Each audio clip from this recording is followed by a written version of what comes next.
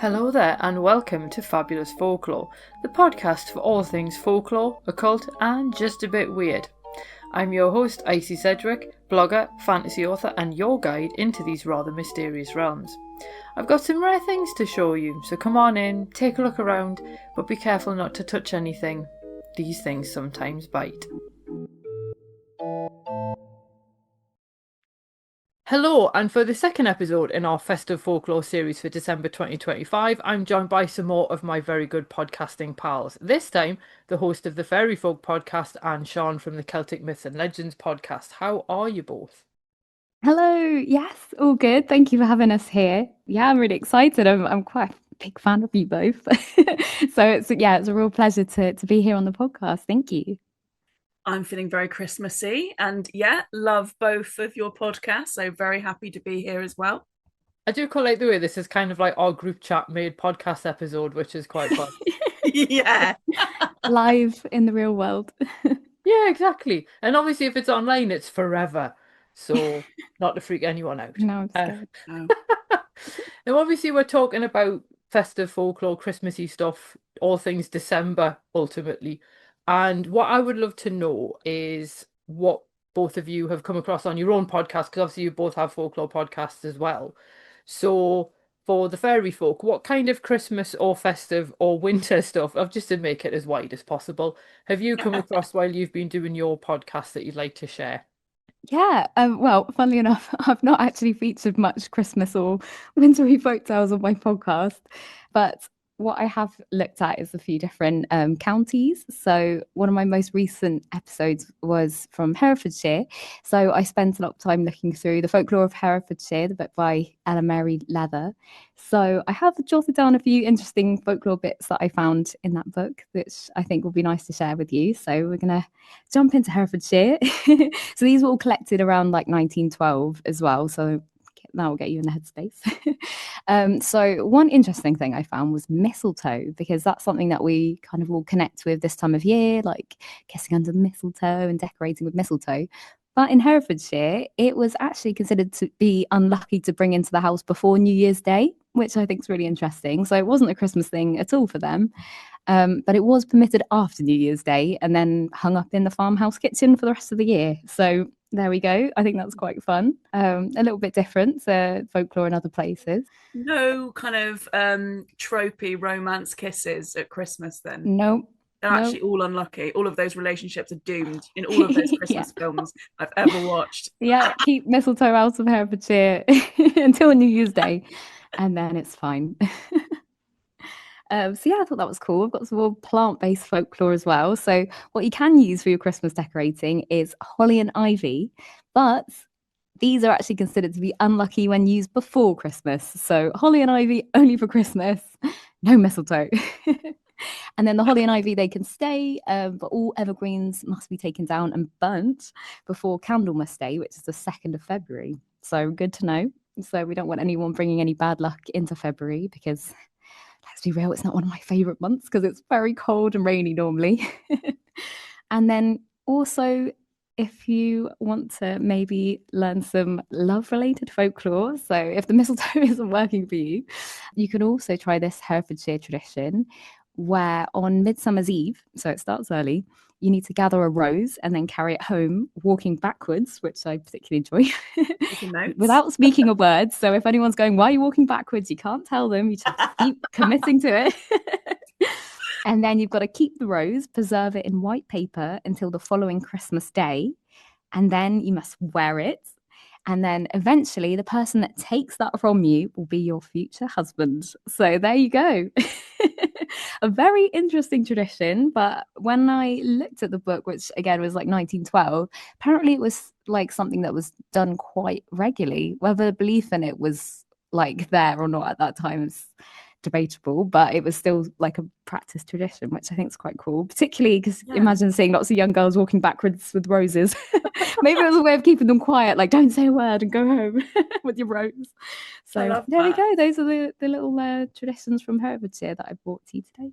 I guarantee if I tried doing the second one, I would totally put the rose away and completely forget that I had it. And then it would get to like sort of January and I'd be like, oh, I've done it again, haven't I?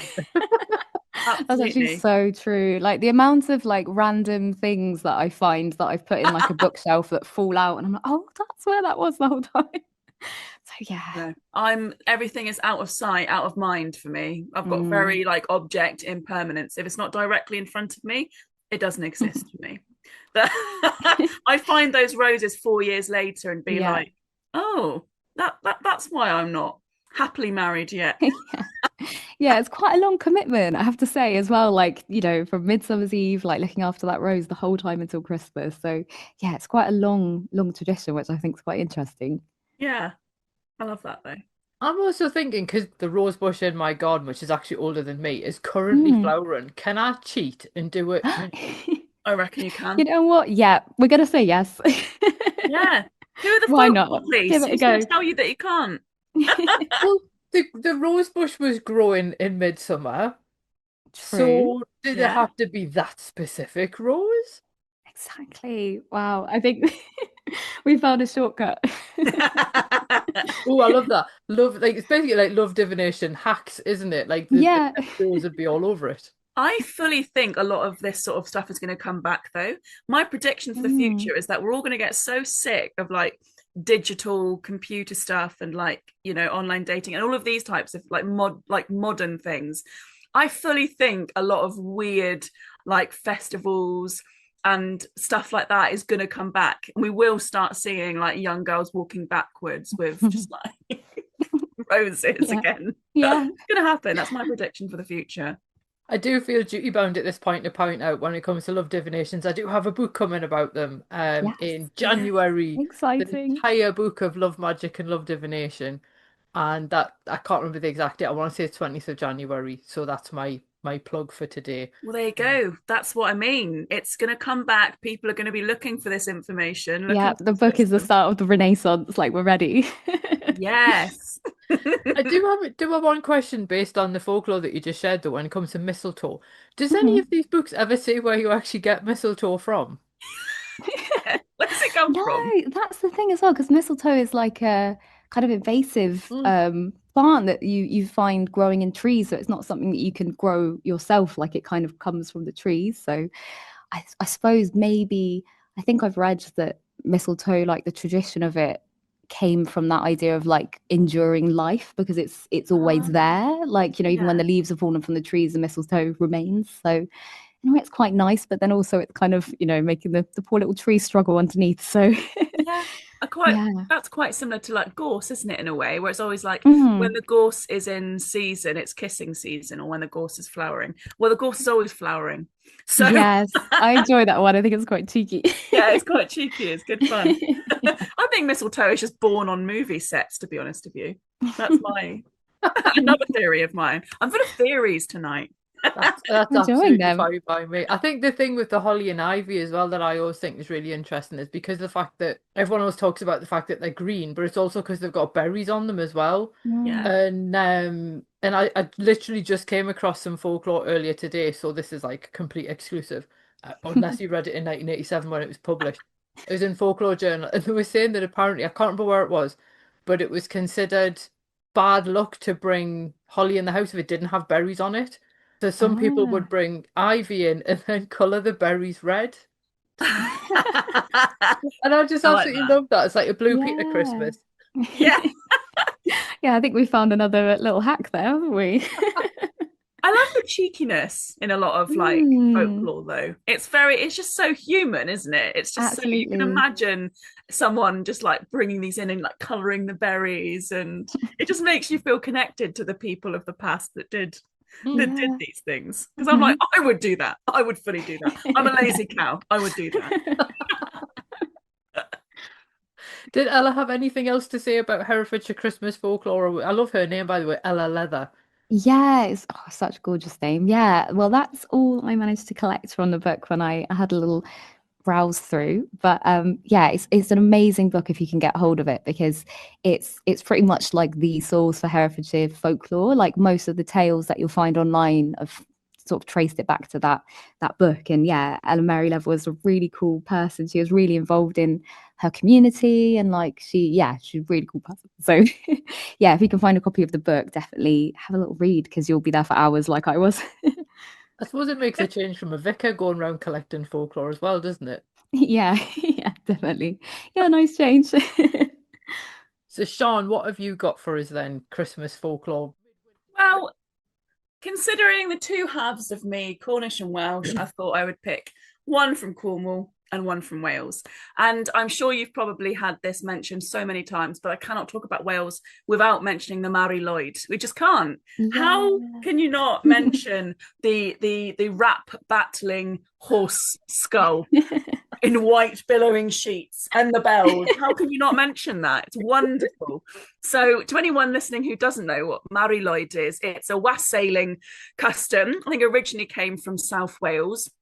And it really is just, it's fantastic. So you have a horse skull on a pole, and you have I'm assuming a chap, or you have anyone carrying that pole with the horse skull on, and it also has a white sheet behind it, and then you have various like bells and ribbons and stuff like that.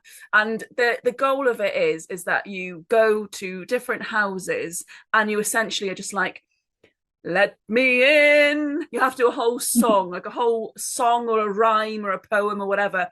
And inside, they've got to go, no, but much more eloquently than this. And you go back and forth until eventually they relent and they let you in, and you have a sip of the ale. So it's the whole wassailing tradition. But it's fantastic. And of course, it sort of became like a almost like a procession type of thing. So you'd have other people dressed up in guises, in different like Punch and Judy characters, like different iconic sort of folkloric characters and festival characters that people would recognize, and just random people following the Mari Lwyd, like from house to house. And I would be one of those. I fully would be just like following this skull-headed, strange custom. And I just love it because it's such a community sort of event, really. This idea of like knocking on your neighbour's door with a horse skull and having to come up with basically like a rap battle, a battle of wits, a battle of rhymes to see if you're going to be able to get them to give you some ale. And it's a proper sort of like winter tradition, and I love it. So I'm assuming you've had that mentioned before, but I would be remiss not to mention it again. And it's become a really iconic folkloric character in itself, the Mari Lwyd. So I think the first written reference to it is about 1800, so firmly within the kind of Christian tradition. But it's had all of these different sort of controversies and theories and stuff in the past. So there was at one point when popularity of it decreased because actually like a lot of Christian, like a lot of churches were like, oh, no, no, no, this is weird. This is naughty, weird pagan stuff.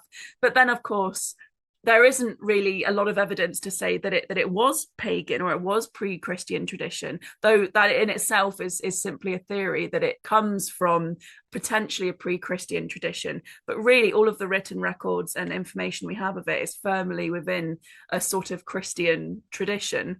So interesting that later on Christians were like, oh, we don't want none of this crazy creepy horse skull thing. And it's become very popular again in the last sort of, I'd say, the last 10-15 years. A lot of people are interested in the Mari Lwyd, and as I said, it's become almost a figure in itself. So there's lots of artists now who create artwork of the Mari. Like, she's not in artwork now. It's no longer a bunch of men in white sheets and horse skulls and bells carrying a pole. It is a mythic folkloric figure in its own right, and I think that's really cool and that's really interesting, and I like that evolution of it, really. So that is my Welsh side. Please tell me if I'm waffling on. I will shut up. No, I think the Mari Lwyd is such a cool concept, and I think one time there was a little bit of consternation on the internet. I mean, there obviously is because it's the internet, but Yeah. it was the fact that people were sort of saying because it wasn't ancient, therefore it wasn't like real folklore. And it's like, but how old does something have to be? Because you could do something for 5 years and it's become a tradition. So Exactly. yeah. Mhm.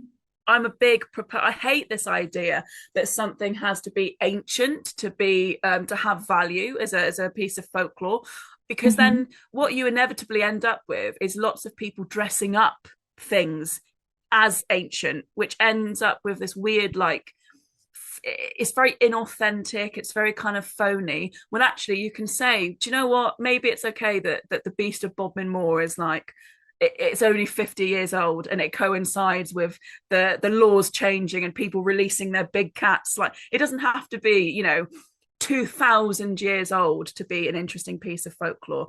And it's always my argument against things like that, really, of why can't it just be 220 years old? That's still pretty old. That's still pretty old. And I think the idea of reviving feast days and festivals and stuff like that really appeals to me, and that gets a lot of controversy as well. You get a lot of people, oh, it's not real, it's not authentic. But the thing is, like all culture, like all festivals, like all language, it is continuously evolving and changing all of the time. Nothing really remains completely stagnant.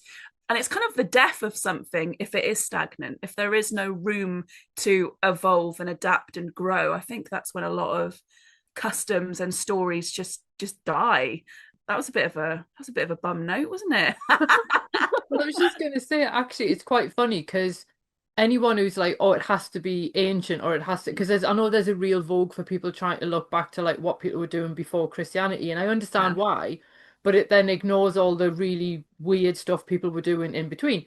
But you could Mhm. also argue that if you look at a lot of our Christmas traditions, they aren't ancient. They were not stolen from the pagans. There's no unbroken line.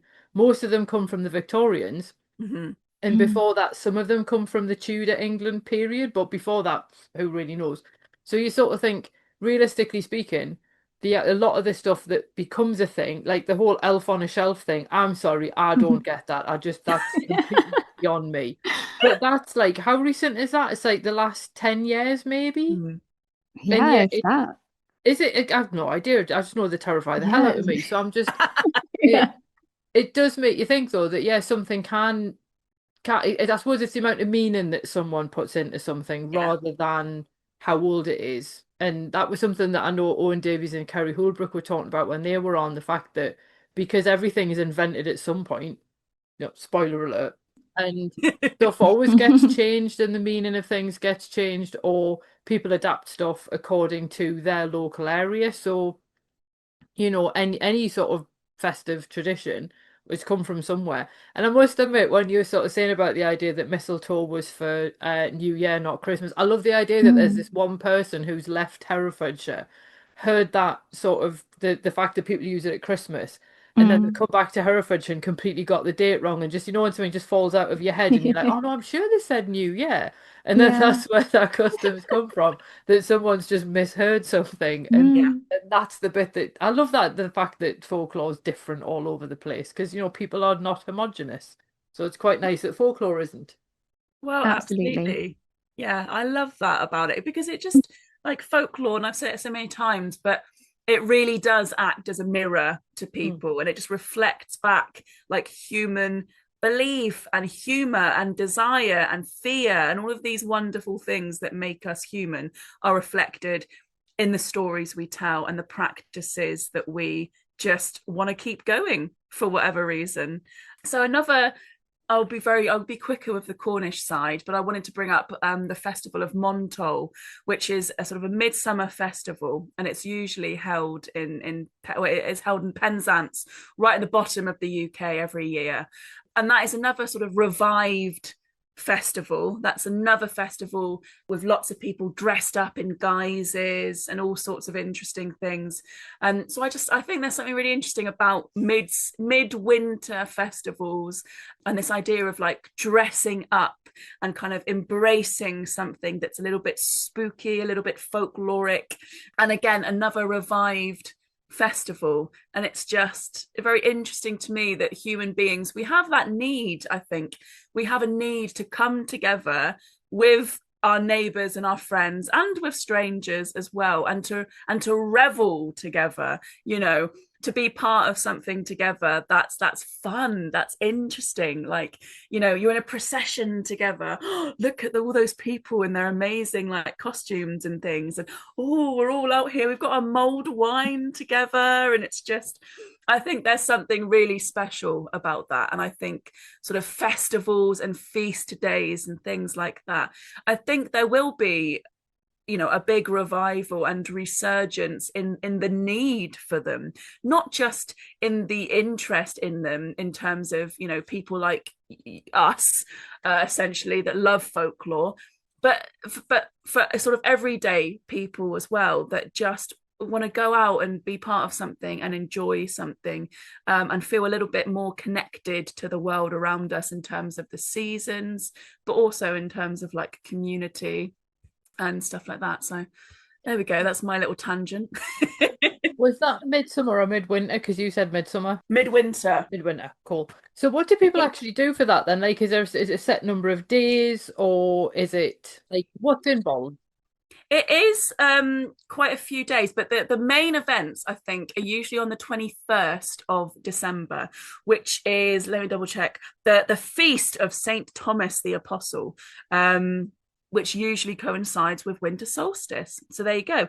So I think it's kind of based on another on a midsummer festival called Glowen. Sorry, it's probably why I mixed up my words. So Glowen, again, is based in the west of Cornwall. And I think the popularity of that and interest in that kind of maybe influence interest in sort of midwinter traditions as well. But it includes a lot of the things that you see in a lot of midwinter festivals, you know, lighting up fires and things like that. But a lot of guises, a lot of people dressed up in costumes. So if you were to Google Montol festival, you would see some amazing photographs of people dressed up in all sorts of folkloric creatures, and also just a little bit witchy, a little bit spooky, a little bit folky, you know, not necessarily as recognizable characters or figures in folklore, but just that need to to dress up. And a big part of it is you choose a Lord of Misrule. What a title. A Lord of Misrule is chosen from one of these like masked, disguised people, and they kind of lead the processions then through the town and do lots of like the bits and bobs. So it's very much getting dressed up and all that sort of thing. So yeah, there's something really interesting about that need in this sort of dark of winter to be kind of lighting up fires and to being a bit silly and a bit cheeky, and dressing up and being a bit mischievous. Cool. I know it's quite funny when you were sort of saying about feast days and things, because the other day I noticed before the budget came out, and I'm not going to go on about economics because I can't. The fact that they kept on the news referring to it as the eve of the budget, and I'd mentioned on Blue Sky, like it makes it sound like some kind of weird folk festival that I forgot about. And a whole load of really creative people reply with, it's the Feast of St. Budget. And we're then coming out with all these like apotropaic practices that people might do to like ward off tax rises and things. And it was just, this is what I love about the inventiveness of people, particularly in and around the folklore space. But people who've just come into contact with it, you almost can't help but go, wouldn't it be funny if, and coming up with things like that. So I love the idea that, you know, A, somebody tried to invent this in budget, but B, the fact that, you know, you've now got this. I mean, how long's that festival been going in Cornwall? Oh gosh. Sorry, was that an awkward question? It's not an awkward one. It's probably one I should know, but I don't. It was definitely in William Bottrell's work, which is the sort of like mid to late 19th century. Oh, okay. So it's been going for a little while, same as the Mari Lwyd, that sort of like 18th, 19th century types of customs. I think people would be surprised at how much of a correlation there probably is between budget changes and folklore festivals, because a lot of these you're getting dressed up, and in a lot of festivals you're getting dressed up so you can prank basically the lord of the estate that you live on. And he doesn't know who you are because you're all in disguise. Yeah, I do love the idea of like the newest addition to the House of Lords being the Lord of Misrule. I just think Yes, that would be a bit, Oh, and you'd have to have some bring it kind. I'm not on. saying he, obviously there could be women as well, but I love the Yeah. idea of just whoever this Lord of Misrule being like given a WWE style entrance into the House of Lords. Be amazing. I'd expect them to have a really, really broad Cornish accent as well. Oh, that'd be brilliant. No, it's really interesting, I think, how, even between those sort of like bits of folklore there, we've got that's a bit that sounds really diminutive, but it's not. The fact that we've obviously got people doing things on quite a large scale Mhm. with obviously, actually going out to events and things like that, or having them come to you, Yeah. obviously the visiting traditions. But then even just the idea of what plants people are putting up in the house, it's then that kind of like day-to-day sort of mundane almost engagement with it. Yeah. And I would love to know where the correlation is between like, because I saw somewhere that I think it was in Tudor England, they put their evergreens up. They couldn't do it before Christmas Eve because of Yeah. Advent. mm, So I'm wondering at what point did it become where people were then putting them up earlier and earlier and earlier Yeah. to the extent that you've had the Christmas channel on Sky since July? Like what Yeah. changed? yeah. Well, I think probably is a lot of like marketing and money making, isn't it? Mm, That kind of elongates these seasons in a way that is around spending. That's probably very cynical, but that's a good point. We're Yeah. back to the Feast of St. Budget again. that's it. Keeps coming back round again. Yeah. So when it comes to Christmas and the festive period, and I think anyone who watched the Lawmen episode will know that my big thing is watching Die Hard with my brother. Mhm. And there again, that was a really interesting experience. Oh God, must have been longer ago than I care to admit, but I'd gone to see a double bill at the Prince Charles Cinema and it was Lethal Weapon and Die Hard. And there's such a big thing about going to see a film that you know really well in a cinema when everybody knows the Mm, words and everyone kind of like Yeah, will sort of shout lines back at the cinema at the screen and you don't behave the way that you do at a screening of a for a film new that like you've film. never seen hmm before. Yeah, yeah, Um, and that's my thing. Obviously, going to see, I'm watching Die Hard rather. Don't go to see it every. That would be amazing, but sadly not to be. And I can't really think of anything else. I know we've got Christmas jumper day this year. Actually falls on a day when I'm at work. And I bought myself a rather fetching Christmas jumper from the RNLI, who I quite regularly support anyway. Oh yeah, yeah. So it's weird because it's supposed to be naff, but I think it's really cool. yeah. So I'm curious, what do you two do in terms of Christmas traditions or festive things, or just stuff that always happens every December? Like, where do you sit on that? Oh yeah, I guess I don't actually have that many sort of Christmas traditions that are particularly different from everyone's.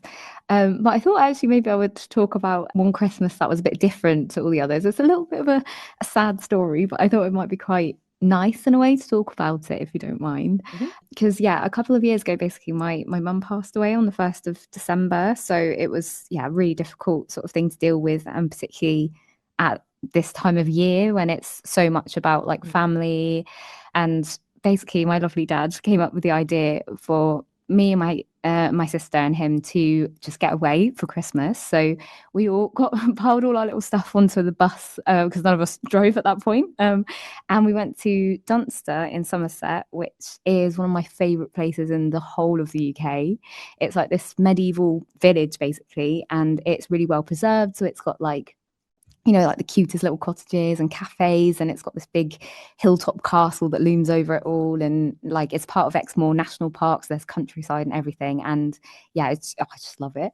And so I always kind of associate Dunster with Christmas anyway, because it used to have this event called Dunster by Candlelight, which took place like annually for a while, where the village basically kind of embraced its traditional winter spirits and lit up houses and streets with candles and lanterns. So it's really, really a magical time. I think it did finish a few years ago, but I think they still have like a winter festival there now. So it's still like very much a place that embraces Christmas. So yeah, and it's somewhere that like being from Somerset, I know my accent doesn't give that away, but it's somewhere that I visited a lot as a child and growing up. So it's yeah, I just love it. So that Christmas, we all kind of stayed in this lovely little cottage that it honestly felt like staying in a Christmas card. It was just such a good break for my brain, I think, just to step out of what was difficult headspace. And then we were going for night walks on Christmas Eve around the village. You could hear like the church bells ringing and see all the stars in the sky. And it was just, oh, it was exactly what we needed. It was so lovely. And then like on Christmas Day, we had our Christmas dinner in the tiny little cottage kitchen and like tiny little oven.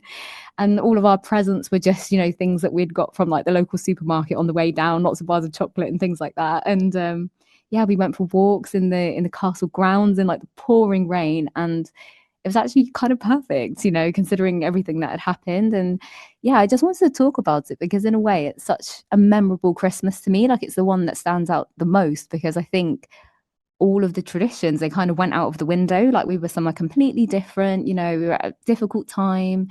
We just, yeah, we just didn't get the time to kind of do all of the sorts of things that we might have done previously.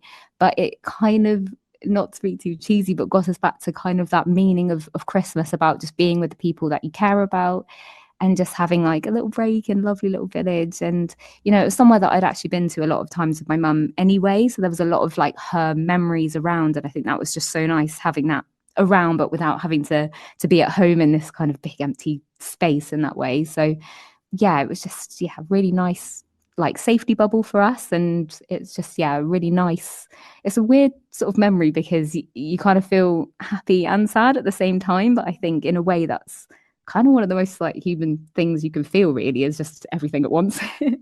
So yeah, it's just, that's my little story. And of course, you know, if anyone is sort of struggling with grief at this time of year, I think, you know, you're not alone, and there's lots of people that you can reach out to. And you know, if you do know someone that's having a hard time, it's also just like the tiniest little text can go a very long way. So yeah, I think it's nice to share those type of stories, to know that if someone's Christmas traditions are a bit different like this year or another year, like that's okay. You know, we can break out of those and we can make our new ones and our own ones too. So that's my little story.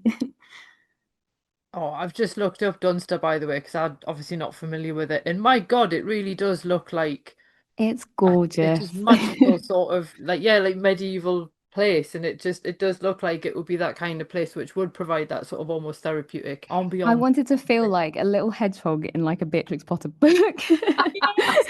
And I did, and it was great. I was like, oh, I want to make like an apple pie and leave it on the windowsill. And Yes.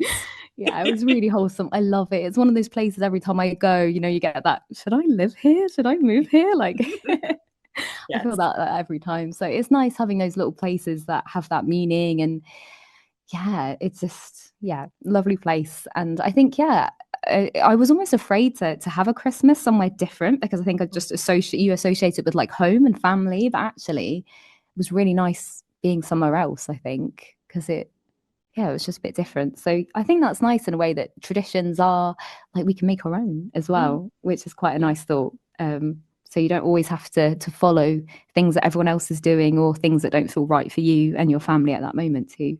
So Mhm. sorry for bringing the mood down.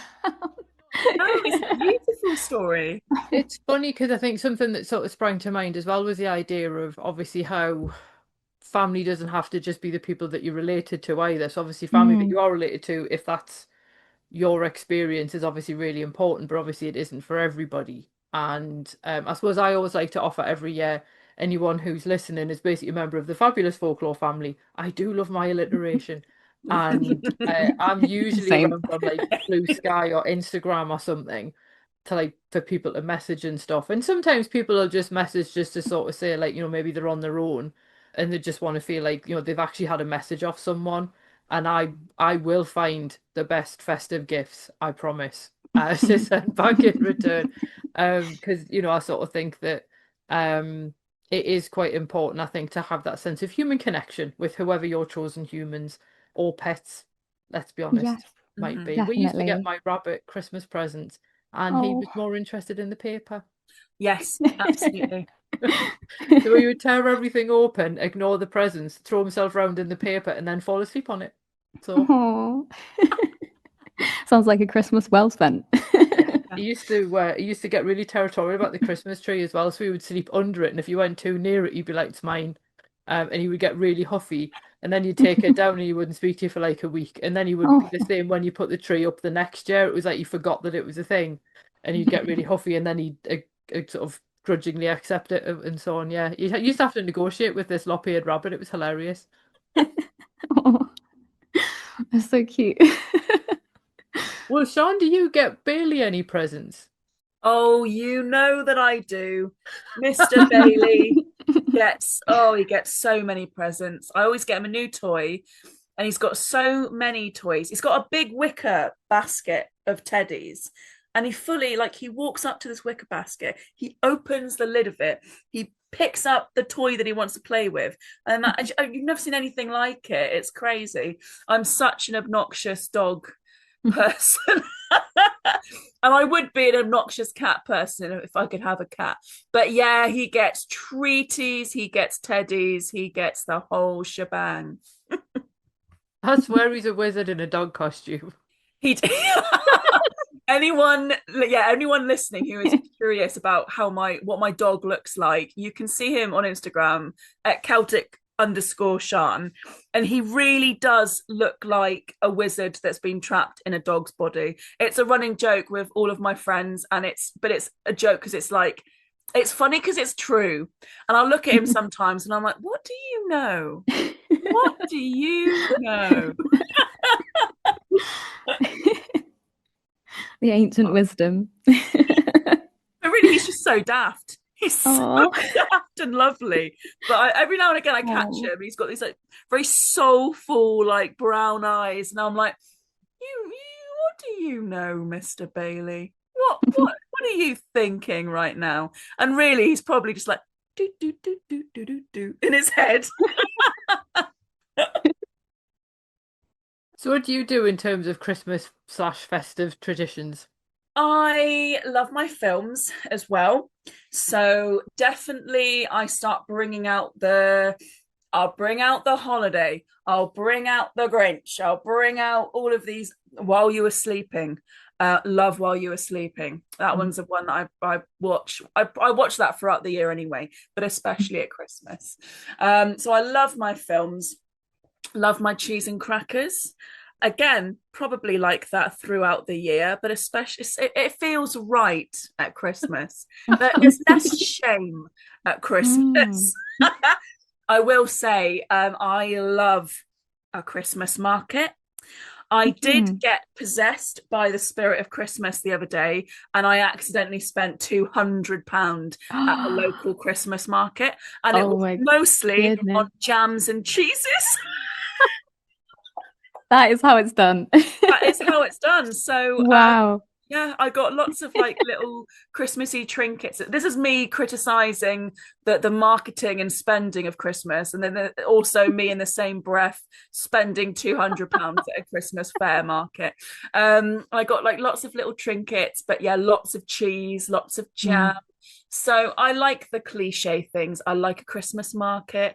I like but I'll only abide it as soon as it's December. I don't want to hear Christmas music in November, but as soon as December hits, I'm ready for it. I'm happy to hear it.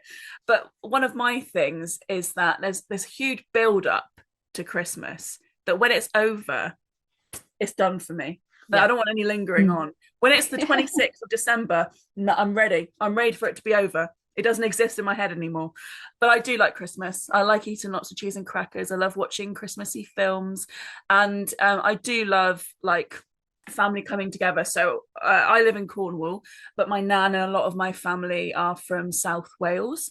So this year I'll be driving up to Wales, bringing my nan back to Cornwall, and then sort of spending Christmas there. And my sister got married this year, so she'll be spending her first Christmas as a married woman with her husband together in their house, which would be lovely for them. And it's just, yeah, so it's quite nothing really out of the ordinary, but all stuff that makes me feel like, oh, there's just something to look forward to in December. I want there to be, let's bring back 2 really big festivals for January and February, please. Just so we have something to look forward to. Yeah. Oh, saying about things you look forward to, mine, I must admit, one of the things that became a tradition in our house by accident was my dad making the Christmas lunch. Really? And I think it was because my dad's a good cook anyway. Yeah. Mum one year Mhm. had this awful flu. Like this is well beyond the pandemic. I'm talking this is like 10, 15 years ago now. My mum had the flu over Christmas, could do the Christmas lunch, and my dad did it, and then he's just done it ever since.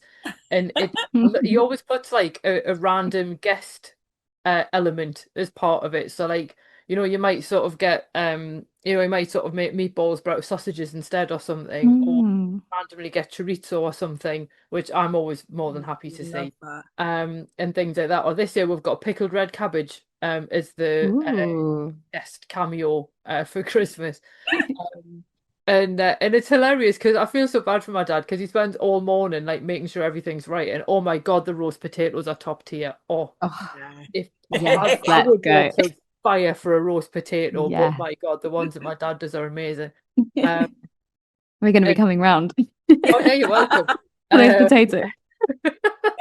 and then we stopped having Christmas pudding because I don't like it, and we're experimenting every year. So this year we're having apple Mm. strudel again, which I do like. Oh, so Um, good. Delicious. and then we kind of have like a cakey tea for the dinner. But yeah, my dad loses his entire Christmas Day morning faffing about in the Oh. kitchen. So my dad kind of has Christmas Day on Boxing Day instead. Yeah. Because if you try and Mm. help him, he won't let you. And I've tried multiple times to help, and I'm always shooed back out again. So, um, but yeah, no, that I always look forward to that. Literally all year is my Christmas lunch. Yeah. Oh, yes. I love the turkey sandwiches for about 2 weeks after Christmas. I will say I do enjoy that. And I don't really get sick of them. No. I'm enjoying them the whole time. And I'm sad when I finally like ran out of turkey to have turkey sandwiches. Mm. Oh, a good Yule log is the other thing as well. Oh, yeah. Chocolate Oh, Yule I'm log. excited by this food chat. Like, I'm like, oh, yeah, I am ready. And I also come from a family of vegetarians, so we're like nut roast people. But let me tell you, my dad's nut roast recipe is 10 out of 10. Like, I feel like everyone needs it in their life. It's really, really good. We will Because come around some, yours next year. yeah, oh, we should do like a shared, like, come dine with me Christmas, like, in brackets, Amazing. folklore edition. Yeah, it'd be Yes. amazing. That'd be Great. brilliant. Oh, I love that. But I love the fact that like we've all kind of just gone like food, which I think speaks volumes. But yeah, I think the one thing that I must admit I miss about Christmas, I've only ever seen one. You might know where I'm going with this, is a white Christmas. Yeah. I only remember snow on Christmas once, and my brother and I, being the weird kids that we were, went outside to make a snowman and ended up making a snow lion because the snow wouldn't stay up, so we just kind of formed it on the ground instead. So we had a snow lion in the front garden because that's festive. That's very crazy. For Narnia. My brother Yeah. won't even remember that. That's the funny thing. Um, And but yeah, so and obviously I'm far enough north that it should be a thing, but obviously climate change. Yeah. So I'm holding out hope for a white Christmas. And I'm gonna go out first thing in me snow boots, running around like I'm five. Yes, as You you have should. to. Yeah, I love snow, and I'm from Cornwall, so it's probably I think that the fairest climate in the UK, really. Mm. And so we don't get a huge amount of it. So whenever I do see it, I am just filled with genuine concentrated glee. I'm gleeful over Mm. White Christmas. So yeah, I would love to have a White Christmas as well. I think that's Definitely. probably a good moment to stop on there. Wish everyone a white Christmas, as long as they're not driving, because that could be awkward. Yes. Yes. Yeah, yeah. We don't want to snowed in unless they're snowed in with a potential romantic interest. And there you go. I'm Yeah. really feeling the romantic movies at the moment. Yeah. It's time to get those roses out. Yeah, yeah. For the purposes of the recording, I did just pull a face at the idea of romantic movies. But regular listeners will know horror's my thing. So if it's not Black Mm. Christmas or Silent Night, Bloody Night, it's probably or Krampus. It's possibly not my thing. I love it. I want to combine the two actually. Give me Oh, a same. rom-com and then give me a really horrible, violent folk horror as well. I would give me Yeah. both. That'd be my perfect dream film. Yeah, same, to be honest. Yeah. So if somebody remade Shaun of the Dead but did it over the Christmas period, like that would be your ideal film. 100%. I would love that. Yeah, 10 out of 10. Someone make that right now. There's got to be a producer or a director out there listening to this. I mean, on the random possibility that Simon Pegg is listening right now, like, would love it. Who knows? Who knows? Christmas rom-com. Make it, Simon, please. Give the people what they want. Stranger things have happened, let's be honest. Absolutely. But anyway, because otherwise we could end up just going off on a massive tangent and having a giggle, because that's kind of what we do. So it has been lovely having both of you on and enjoying the festive environs of Fabulous Folklore, despite the fact that I feel like I sound like a bit of a Grinch, particularly when it comes to romantic films, but I've always hated them. Yeah, tell people where they can find you as well. Yeah, I mean, you can find me in most social media platforms under some form of the Faerie_folk, and that's fairy spelled my little catchphrase Faerie, because there are many ways to spell fairy, so that's the one where you'll find me. And yeah, my podcast is also under the same name and is probably in the place that you're listening to this one. Yeah, you can find me, find the Celtic Myths and Legends podcast, which is, would you believe it, about Celtic myths and legends. And that's mostly where I lurk. I'm also on, I'm on Instagram at Celtic_Shan, but that is just my own personal brand of chaos. So if you want the pure folklore, just go straight to the podcast. But if you don't mind a little bit of chaos, then there you go. There's a little treat for you. And Bailey. And Bailey, you have to see Bailey. I will post a picture of him following this interview. Then how formal.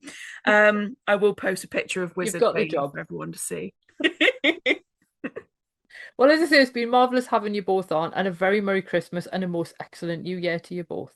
Thank you so much, and the same to you. Merry Christmas, Nadelic Lowen. Goodbye. Well, thanks for listening, and I hoped you enjoyed that episode. If you did, feel free to leave a review wherever you listen to podcasts, because that helps other people find the show too. It also takes between 4 and 6 hours to research, write, record and edit these episodes, so if you want to help support my time in doing that, then you can buy me a coffee, or you can join the Fabulous Folklore family on Patreon and enjoy extra benefits, including exclusive episodes and articles and even illustrated talks. All the links you need are below, and thanks in advance.